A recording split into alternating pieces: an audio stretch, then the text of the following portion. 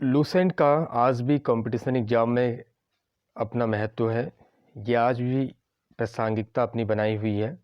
PCS exam में तो आज भी लूसेंट को नंबर 1 कैटेगरी में रखा जाता है। तो हम आज यहाँ पर बात कर रहे हैं इंडियन हिस्ट्री के बारे में लूसेंट से। फिर इसके बाद हम और भी हिस्ट्री को अलग अलग राइटर्स के द्वारा जो बुकें लिखी गई हैं उनको भी आपके सामने प्रस्तुत करेंगे। तो शुरू करते हैं भारत के इतिहास से। जो जो वन लाइनर में इम्पोर्टेंट हो सकते हैं उन्हीं की हम बात करेंगे यहाँ पर।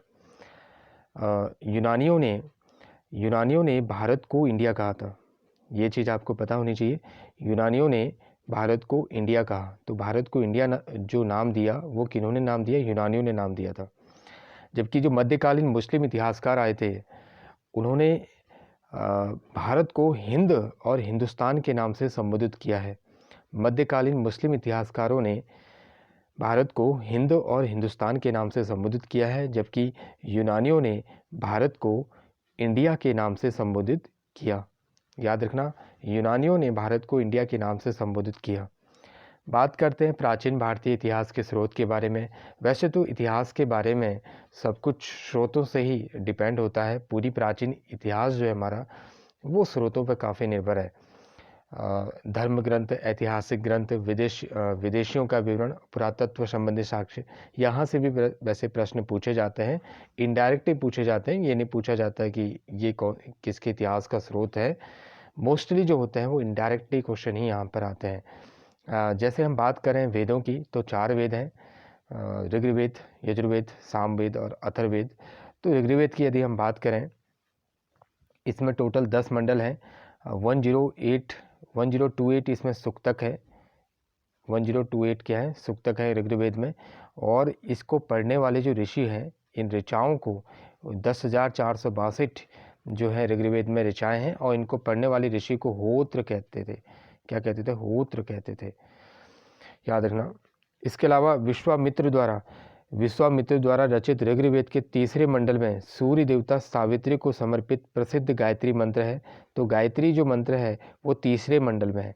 गायत्री मंत्र कौन से मंडल में है? तीसरे मंडल में है। ऋग्वेद के तीसरे मंडल में गायत्री मंत्र के बारे में बताया गया है। और ये गायत्री मंत्र किसके द्वारा रचित है? विश्वामित्र द्वारा रचित है। और ये जो गायत्री मंत्र है ये किसे समर्पित है? सूर्य देवता सावित्री को समर्पित है। सूर्य देवता किसे समर्पित है? सावित्री को ये गायत्री मंत्र समर्पित है।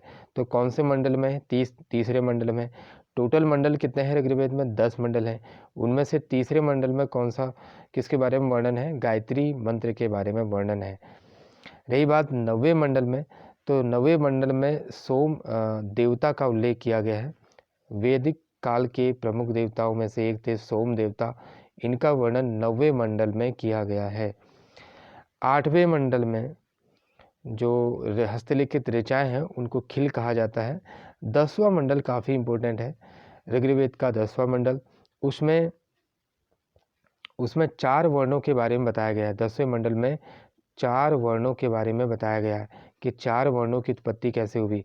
4 वर्णों की उत्पत्ति के बारे में 10वें मंडल में बताया गया है। और इसमें बताया गया है कि एक आदि पुरुष ब्रह्मा है।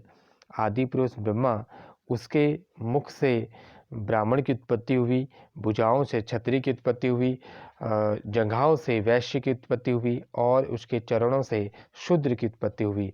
तो ये बात बताई गई है 10वें मंडल में। कौन से मंडल में बताई गई है? 10वें मंडल में बताई गई है। ऋग्वेद के 10वें मंडल में 4 वर्णों की उत्पत्ति के बारे में बताया गया है। ये पुरुष सूक्तक है। ये 10वें मंडल का नाम क्या है? पुरुष सूक्तक है 10वें मंडल का नाम, ध्यान देना। तो 3 प्रमुख मंडल हैं ऋग्वेद में, टोटल 10 मंडल हैं। तो यहाँ पर जो काफ़ी इम्पोर्टेंट है, एक तो तीसरा मंडल, 9वां मंडल और 10वां मंडल। तीसरे मंडल में क्या बताया गया है एक बार फिर से जान लेते हैं। तीसरे मंडल में गायत्री मंत्र के बारे में बताया गया है। 9वें मंडल में सोम देवता का उल्लेख है। 10वें मंडल में चारों वर्णों की उत्पत्ति के बारे में बताया गया है। चारों वर्णों की उत्पत्ति के बारे में 10वें मंडल में बताया गया है। फिर जो काम का है हम उसे पढ़ेंगे। बात करते हैं यहाँ पर ऋग्वेद में।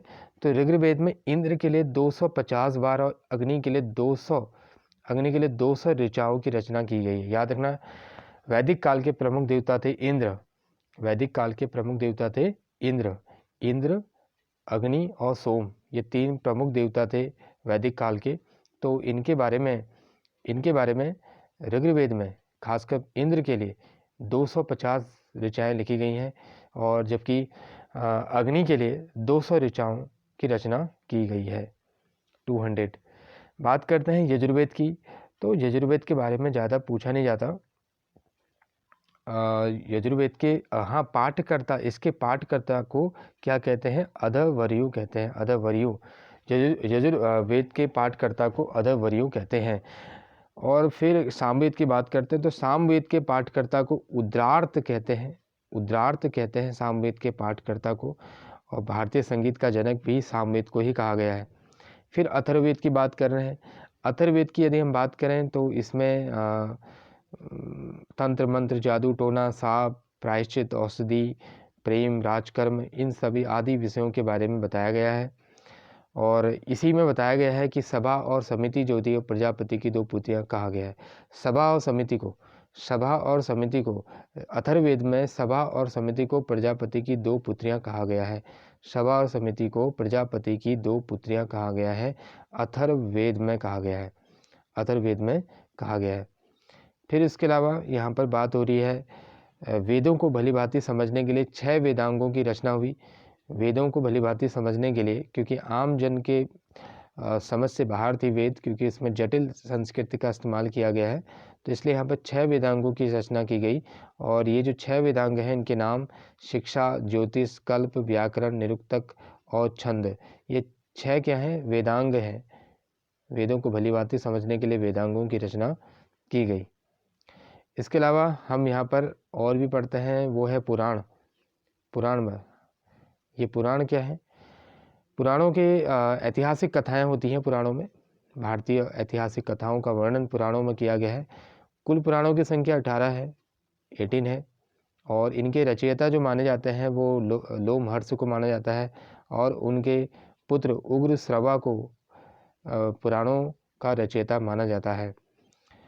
प्रमुख जो पुराण हैं उनमें मत्स्य, वायु, विष्णु, ब्राह्मण और भागवत, ये 5 प्रमुख पुराण हैं। और इन पुराणों से भी हमें कई महत्वपूर्ण जानकारी मिलती है, जैसे कि विष्णु पुराण से हमें मौर्य वंश के बारे में जानकारी मिलती है। मत्स्य पुराण से हमें आंध्र सातवाहन के बारे में जानकारी मिलती है, इस वंश के बारे में जानकारी मिलती है।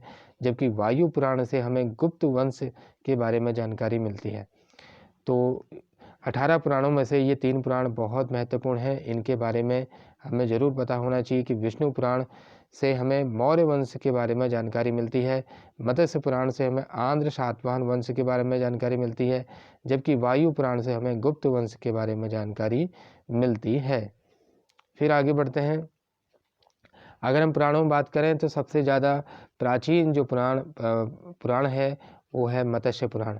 सबसे ज़्यादा प्राचीन पुराण का नाम क्या है? मत्स्य पुराण है। और अभी मैंने बताया था कि मत्स्य पुराण जो है वो आंध्र सातवाहन वंश के बारे में महत्वपूर्ण जानकारी प्रदान करता है, आंध्र सातवाहन वंश के बारे में। फिर आगे बढ़ते हैं। आगे ये बताया गया है कि स्त्री की सर्वाधिक गिरी हुई स्थिति के बारे में मैत्रेयी संहिता से प्राप्त होती है। मैत्रेयी संहिता से हमें स्त्रियों की सबसे गिरी हुई स्थिति के बारे में पता चलता है। मैत्रेयी संहिता के से हमें स्त्रियों की सर्वाधिक गिरी हुई स्थिति के बारे में पता चलता है। इसमें बताया गया है कि जिस तरीके से जुआ जो होता है वो दोष होता है, शराब भी एक दोष है, उसी तरीके से स्त्री भी जो है वो पुरुष का तीसरा मुख्य दोष है। ये चीज़ यहाँ पर बताई गई है। जबकि शतपथ ब्राह्मण में स्त्री को पुरुष की अर्धांगिनी कहा गया है। तो अलग अलग जगह अलग अलग बातें हुई हैं। शतपथ ब्राह्मण में स्त्री को पुरुष की अर्धांगिनी कहा गया है। इसके अलावा सबसे जो प्राचीन स्मृति ग्रंथ है वो है मनुस्मृति। मनुस्मृति जो है काफ़ी प्राचीन ग्रंथ है, और अकॉर्डिंग टू एनसीईआरटी मनुस्मृति की जो रचना हुई है वो 200 ईसा पूर्व से लेकर 200 ईस्वी के बीच हुई है। अकॉर्डिंग टू एनसीईआरटी के अनुसार, याद रखना ये बात शायद यहाँ नहीं लिखी है तो बता देता हूँ आपको कि मनुस्मृति की रचना जो हुई है एनसीईआरटी के अनुसार 200 ईसा पूर्व से लेकर 200 ईस्वी के बीच हुई है। मनुस्मृति क्या है ये तो आपको पता ही होगा। हिंदू धर्म के जो एक तरीके से हम कह सकते हैं कानून है, ये समाज को नियमित करने वाला एक कानून है, कानून संहिता थी मनुस्मृति।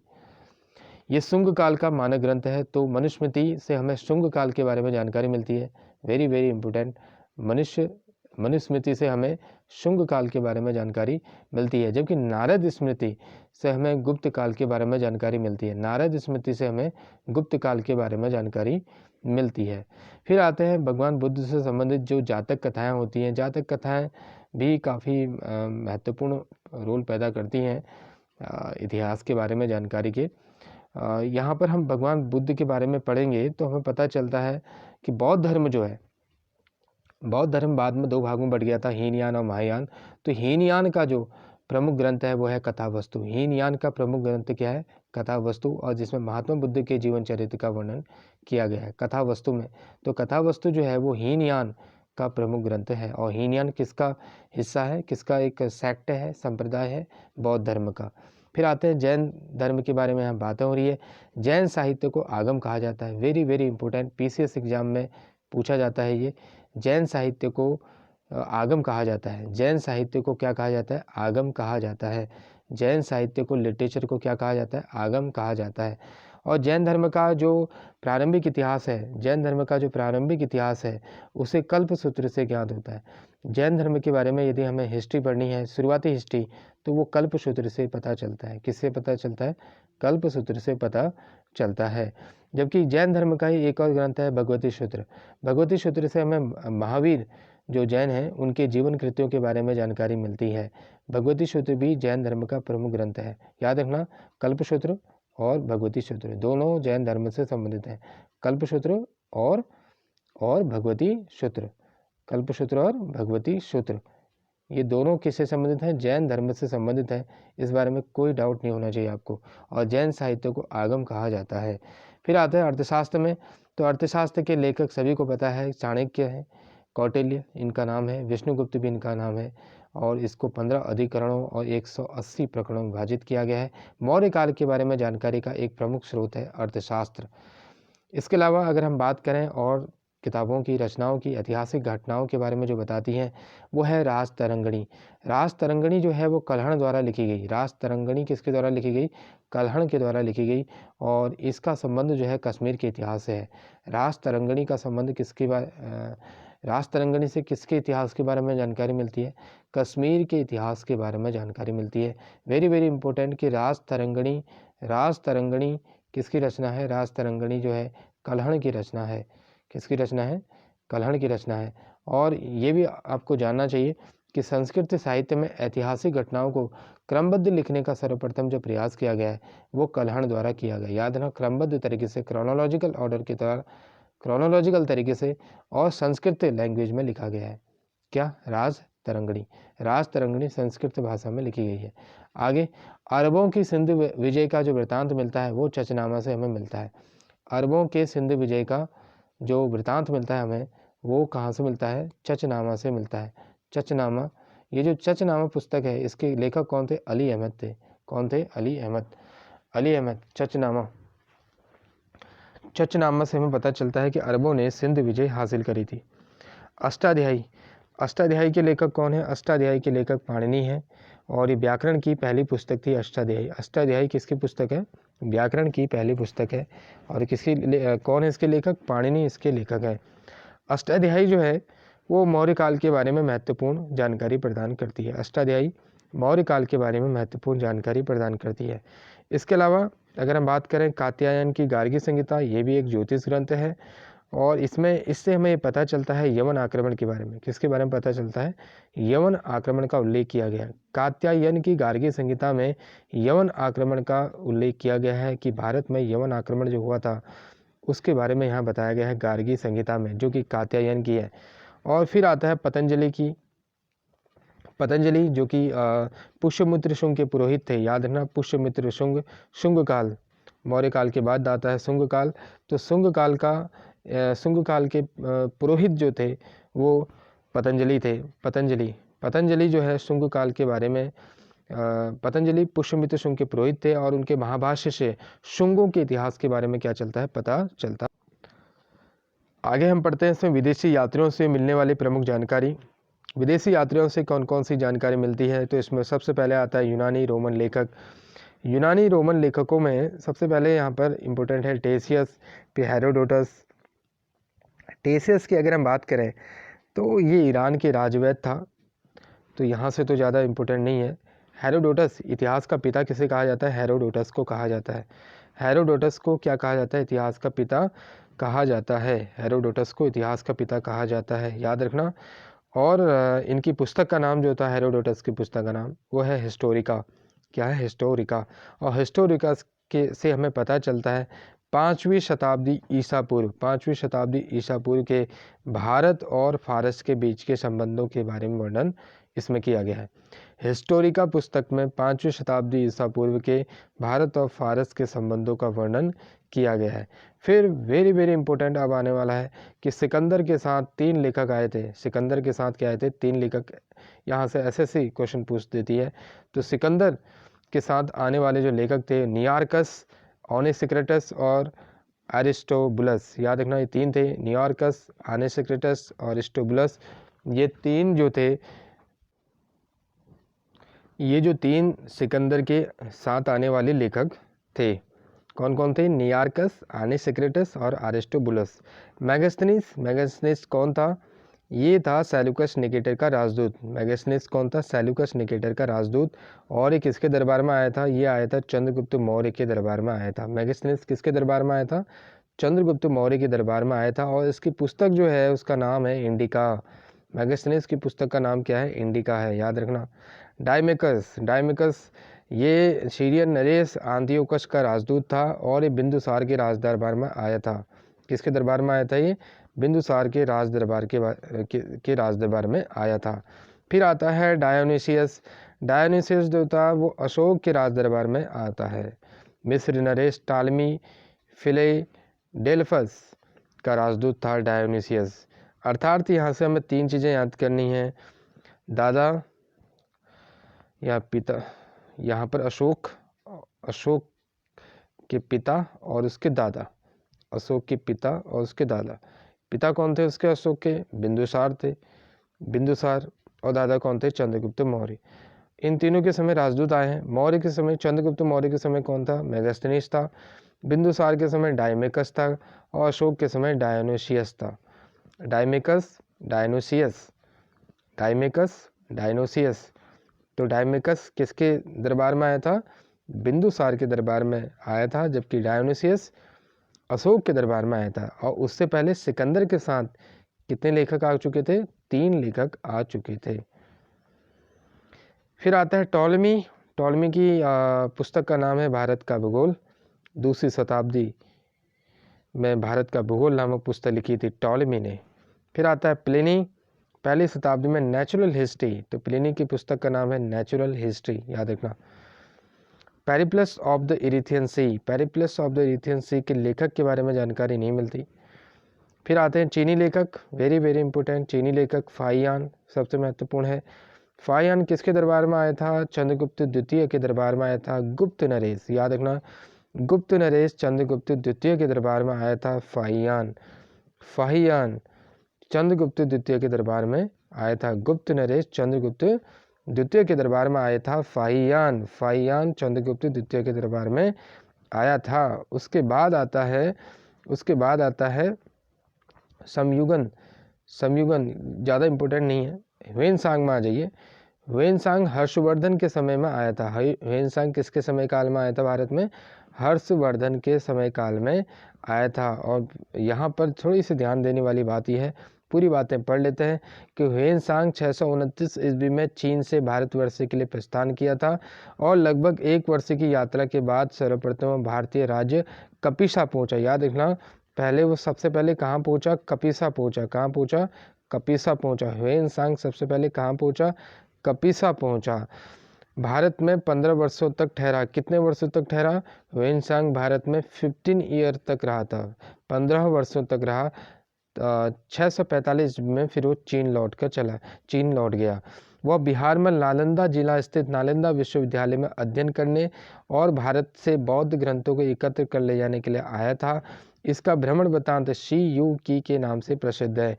तो हेन स्वांग की जो भ्रमण वृत्तांत है उसका नाम है सी यू की, जिसमें 138 देशों का विवरण मिलता है। इसने हर्षकालीन समाज, धर्म और राजनीति के बारे में वर्णन किया और इसके अनुसार सिंध का राजा कौन था? शूद्र था। तो वेरी वेरी इंपॉर्टेंट ये है कि ह्वेनसांग 15 वर्षों तक भारत में रहा था और सबसे पहले भारत के किस राज्य में पहुंचा? तो कपिसा राज्य में पहुंचा था और हर्षवर्धन के समय काल में ये भारत में आया था। नालंदा विश्वविद्यालय की इन्होंने यात्रा करी थी ह्वेनसांग ने, और उस समय नालंदा विश्वविद्यालय के जो कुलपति थे वो आचार्य शीलभद्र थे। कौन थे? आचार्य शीलभद्र थे। इसके बाद जो काफ़ी इंपॉर्टेंट है चीनी लेखकों में वो है इत्सिंग। इत्सिंग ये 7वीं शताब्दी में आया था, याद रखना ये 7वीं शताब्दी में आया था, 7वीं शताब्दी में आया था इत्सिंग। और इसने भी नालंदा विश्वविद्यालय, विक्रमशिला विश्वविद्यालय के बारे में वर्णन किया है। नालंदा विश्वविद्यालय और विक्रमशिला विश्वविद्यालय के बारे में वर्णन किया है। आगे है अरबी लेखक। अरबी लेखकों में आता है अल-बरूनी। महमूद गजनवी के साथ ही आया था। अल-बरूनी महमूद गजनवी के साथ भारत आया था। अल-बरूनी किसके साथ भारत आया था? महमूद गजनवी के साथ भारत आया था और इसकी पुस्तक का नाम था किताबुल हिंद, जिसका नाम एक और है तहकीक ए हिंद। तो अल-बरूनी की पुस्तक का नाम किताबुल हिंद भी है और तहकीक ए हिंद भी है। इसके अलावा अगर हम बात करें इब्न बतूता की, तो इब्न बतूता की पुस्तक का नाम है रिहला। ये अरबी भाषा में लिखी गई थी इब्न बतूता के द्वारा, रिहला। 14वीं शताब्दी के भारत के बारे में इसमें वर्णन किया गया है रिहला में। और बहुत इम्पोर्टेंट बात यह है कि 1333 में जब ये इब्न बतूता दिल्ली पहुंचा था तो सुल्तान महमूद बिन तुगलक उस समय थे। उन्होंने इससे बहुत प्रभावित हुए और उन्होंने इब्न बतूता को दिल्ली का काजी नियुक्त किया, मतलब न्यायाधीश नियुक्त किया था। याद ना, इब्न बतूता जो था एक कुमक्कड़ प्रवृत्ति का व्यक्ति था, कई जगहों की यात्राएं कर चुका था। तो उसी यात्रा के क्रम में वो भारत भी पहुंचा। तो सुल्तान महमूद बिन तुगलक ने, शॉर्ट बोले तो MBT ने, उनकी विद्वता से प्रभावित होकर उन्हें दिल्ली का क्या बनाया? काजी बनाया, यानी कि न्यायाधीश बनाया था। फिर आते हैं अन्य लेखकों में। तो अन्य लेखकों में तारानाथ का नाम आता है जो कि एक तिब्बती लेखक था और इसकी पुस्तक का नाम तंगयोर या कंगयोर इनकी पुस्तक का नाम है। भारतीय इतिहास के बारे में जानकारी मिलती है तारानाथ की इन पुस्तकों से। फिर आता है मार्को पोलो, वेरी इंपॉर्टेंट है। 13वीं शताब्दी में के अंत में पांड्य देश की यात्रा पर आया था मार्को पोलो। कहाँ आया था? पांड्य देश की यात्रा पर आया था मार्को पोलो। तो ऑब्वियस बात है पांड्य इतिहास के बारे में जानकारी मिलती है मार्को पोलो के वृतांत से। आगे आता है सब पुरातत्व संबंधी साक्ष्य से मिलने वाली जानकारी। तो पुरातत्व संबंधी साक्ष्य कौन कौन से हैं जिनसे हमें जानकारी मिलती है? तो यहाँ से भी क्वेश्चन आ सकते हैं। 1400 ईसा पूर्व के अभिलेख बोगाज कोई से वैदिक देवता मित्र, वरुण, इंद्र और नासत्य के नाम मिलते हैं। बोगाज कोई, याद रखना, बोगाज कोई अभिलेख जो है ये काफ़ी पुराना अभिलेख है, 1400 ईसा पूर्व का अभिलेख है, एशिया माइनर का बोगाज कोई अभिलेख। तो इसमें वैदिक देवता मित्र, वरुण, इंद्र और नासत्य कौन से? अश्विनी कुमार के नाम मिलते हैं। याद रखना, अश्विनी कुमार को नासत्य भी कहा जाता था, ये ध्यान देना। मध्य भारत में भागवत धर्म विकसित होने के प्रमाण जो मिलता है वो यवन राजदूत, याद रखना, यवन राजदूत, राजा नहीं राजदूत, होलियोडोरस के बेशनगर गरुड़ स्तंभ लेख से हमें पता मिलता है। क्या जानकारी मिलती है? बेशनगर गरुड़ स्तंभ से हमें जानकारी मिलती है कि मध्य भारत में भागवत धर्म क्या हो गया था? विकसित हो गया था। और ये गरुड़ स्तंभ लेख किसका है? यवन राजदूत होलियोडोरस का है। सर्वप्रथम भारतवर्ष का जिक्र जो हुआ है वो हाथी गुम्फा अभिलेख में हुआ है। सर्वप्रथम भारतवर्ष का जिक्र हाथी गुम्फा अभिलेख में हुआ है। दुर्भिक्ष की जानकारी, सर्वप्रथम दुर्भिक्ष की जानकारी देने वाला अभिलेख जो है वो कौन सा है? सोहगोरा अभिलेख है। ध्यान देना, दुर्भिक्ष की, अकाल की जो जानकारी देता है सबसे पहले वो कौन देता है? सोहगोरा अभिलेख देता है। जबकि भारतवर्ष का जिक्र सबसे पहले कहाँ हुआ है? हाथी गुम्फा अभिलेख में हुआ है। सर्वप्रथम भारत पर होने वाले हुण आक्रमण की जो जानकारी मिलती है वो भीतरी स्तंभ लेख से मिली है। सर्वप्रथम भारत पर होने वाले हुण आक्रमण की जो जानकारी मिली है वो मिली है भीतरी स्तंभ लेख से मिली है। वेरी इंपॉर्टेंट है भी। सती प्रथा का पहला लिखित साक्ष्य मिला है ऐरण अभिलेख से। भानुगुप्त शासक का ये अभिलेख है। तो ऐरण अभिलेख जो है उससे हमें सती प्रथा के बारे में जानकारी मिलती है, जबकि हुण आक्रमण की जानकारी हमें भीतरी स्तंभ लेख से मिलती है। रेशम बुनकरों की श्रेणियों की जानकारी हमें मंदसौर अभिलेख से मिलती है, मंदसौर अभिलेख से मिलती है। ध्यान देना, रेशम बुनकरों की श्रेणियों की जानकारी। और इसमें बताया गया ये जो रेशम बुनकर थे ये कहाँ से आए थे भाई? ये आए थे गुजरात के लाट प्रदेश से, गुजरात के लाट प्रदेश से, और ये रहने लगे थे कहाँ? मध्य प्रदेश में। और उस समय ये मंदसौर अभिलेख की यहाँ पर बात हो रही है। मंदसौर, उस समय मंदसौर को दशापुर कहा जाता था, दशपुर या दशापुर कहा जाता था। तो याद रखना, रेशम बुनकरों की श्रेणियों की जानकारी जो है वो मंदसौर अभिलेख से प्राप्त हुई है। कश्मीरी नवपाषाणिक पुरास्थल बुर्ज होम से गर्तावास का साक्ष्य मिला है, गड्ढा घर, इनमें उतरने के लिए सीढ़ियाँ होती थी। ये सब इम्पोर्टेंट नहीं है। आगे काफ़ी इम्पोर्टेंट है, प्राचीनतम सिक्कों को आहत सिक्का कहा जाता है। याद रखना, ये भी PSC यहाँ पर ध्यान देने योग्य बात है। जो भी UP PCS है या कुछ और प्रकार के PCS एग्जाम, तो वहाँ पर भी ये क्वेश्चन आते हैं। प्राचीनतम सिक्कों को आहत सिक्के कहा जाता है। इसी के साहित्य को कारसाटपण भी कहा गया है। इसी के साहित्य को क्या कहा गया है? कारसाटपण भी कहा गया है। सर्वप्रथम सिक्कों पर लेख लिखने का कार्य किसने किया था? यवन शासकों ने किया। याद रखना, सर्वप्रथम सिक्कों पर लेख लिखने का कार्य किसने किया? यवन शासकों ने किया। समुद्रगुप्त को वीणा बजाती हुई मुद्रा वाले सिक्के से उसके संगीत प्रेमी होने का प्रमाण मिलता है। बिल्कुल याद रखना, समुद्रगुप्त संगीत प्रेमी था। अर्कीमेडु से रोमन सिक्के प्राप्त हैं। पुदुचेरी का निकट एक इलाका है अर्कीमेडु, वहाँ से हमें रोमन सिक्के भी प्राप्त हुए हैं। सबसे पहले भारत के संबंध जो है वो बर्मा यानी कि सुवर्ण भूमि, वर्तमान म्यांमार कहते हैं इसको, सुवर्ण भूमि भी कहते थे इसको। मलाया स्वर्णद्वीप, कंबोडिया, कंबोज, ये मलाया का मतलब क्या है? मलेशिया, स्वर्णद्वीप भी कहते थे इसको। कंबोडिया यानी कि कंबोज, जावा यानी कि यवद्वीप से स्थापित हुए। सबसे पहले भारत के संबंध इनके साथ स्थापित हुए थे। जावा यानी कि वर्तमान में इंडोनेशिया हो गया। अब यहाँ पे लिस्ट दे रखी है महत्वपूर्ण अभिलेखों की। तो हाथी गुम्फा अभिलेख किसका है? हाथी गुम्फा अभिलेख जो है वो कलिंग राज खारवेल का है। और मैंने बताया था हाथी गुम्फा अभिलेख में सर्वप्रथम भारतवर्ष का जिक्र हुआ है। जूनागढ़ अभिलेख रुद्रदामन का है। जूनागढ़ अभिलेख किसका है? रुद्रदामन का। रुद्रदामन ने क्या करवाया था? सुदर्शन झील का पुनरुद्धार करवाया था। सुदर्शन झील का पुनरुद्धार करवाया था रुद्रदामन ने। नासिक अभिलेख, नासिक अभिलेख की अगर हम बात करें, ये गौतमी बलश्री की है। प्रयाग स्तंभ लेख वेरी इंपॉर्टेंट है, समुद्रगुप्त का अभिलेख है। ऐहोल अभिलेख पुलकेशिन द्वितीय का है। किसका है? पुलकेशिन द्वितीय का है। ऐहोल अभिलेख किसका है? पुलकेशिन द्वितीय का है। मंदसौर अभिलेख किसका है? मालवा नरेश यशोवर्मन का है। मंदसौर अभिलेख मालवा नरेश यशोवर्मन का है। ग्वालियर अभिलेख प्रतिहार नरेश भोज का, प्रतिहार नरेश भोज का। इन सब के बारे में अभी हम पढ़ने वाले हैं बाद में। भीतरी और जूनागढ़ अभिलेख किसका है? स्कंदगुप्त का। जूनागढ़ अभिलेख किसका है? स्कंदगुप्त का। और देवपाड़ा अभिलेख किसका है? बंगाल शासक विजय सेन का है। बंगाल शासक विजय सेन का। अंत में अब ये भी पढ़ लेते हैं कि अभिलेखों का अध्ययन किसे कहते हैं? अभिलेखों का अध्ययन एपिग्राफी को कहा जाता है। कहीं भी क्वेश्चन आ जाता है, चाहे GK में या चाहे आप बात करें रीजनिंग में, तो रीजनिंग में भी इस टाइप के क्वेश्चन कभी कभी आ जाते हैं। तो एपिग्राफी कैसे आते हैं वो आपने पढ़ा होगा, समानता वाला, एक समरूपता वाला भी रीजनिंग का पार्ट होता है ना, क्लासिफिकेशन, बहुत सारी बातें होती हैं यहाँ पर, तो उसमें ऐसी वाली GK काम आ जाती है। तो अभिलेखों का अध्ययन क्या कहलाता है? एपिग्राफी कहलाता है।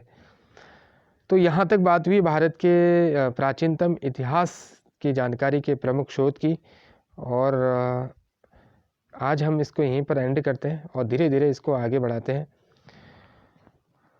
और मिलते हैं एक नई वीडियो में नए टॉपिक को लेकर। Good bye.